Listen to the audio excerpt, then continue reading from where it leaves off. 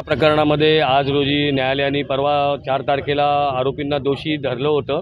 आज 7 तारखेला त्यांना हजर केलं आणि या प्रकरणामध्ये 3 आरोपींना जन्मठेपेची शिक्षा दिली. सुनील भोईर, साजिद शेख आणि विजय बाकाळे अशा तिघांना जन्मठेपेची शिक्षा दिली आणि उर्वरित 10 जणांना सोडून देण्यात आलेलं आहे. या प्रकरणामध्ये 10/4/2007ला घटना झाली होती. जवळपास 18 वर्ष खटला चालला. खटल्याच्या वेगवेगळ्या टप्प्यावरती वेगवेगळ्या मुद्द्यांवरती आरोपींचे बेल झाले. आज रोजी शिक्षेच्या मुद्द्यावरती सरकारी वकील ज्यांनी खटला चालवला त्या आजारी असल्यामुळे येऊ शकला नाहीत. त्यामुळे सचिन कुलकर्णी साहेबांनी यामध्ये आरोपींच्या शिक्षेविरुद्ध शिक्षा किती द्यावी, काय द्यावी याच्याबद्दल त्यांचं म्हणणं ऐकून घेतलं.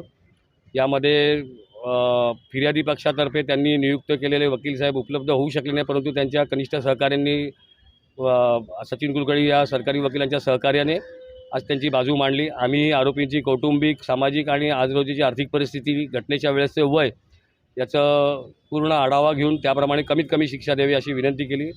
न्यायालयाने आज त्यांना जन्मठेपेची शिक्षा सुनावली आहे. या प्रकरणामध्ये न्यायालयाकडून आम्हाला ज्या वेळेला निर्णयाची प्रत मिळेल त्यावेळेला त्याचं अवलोकन करून आम्ही आमच्या उच्च न्यायालयातल्या जे काही आम्हाला सहकार्य करणारे वकील असतील आणि आरोपींच्या इच्छेप्रमाणे त्याप्रमाणे आम्ही त्याच्यावरती शिक्षा झालेल्यांचं अपील नक्कीच करणार आहोत.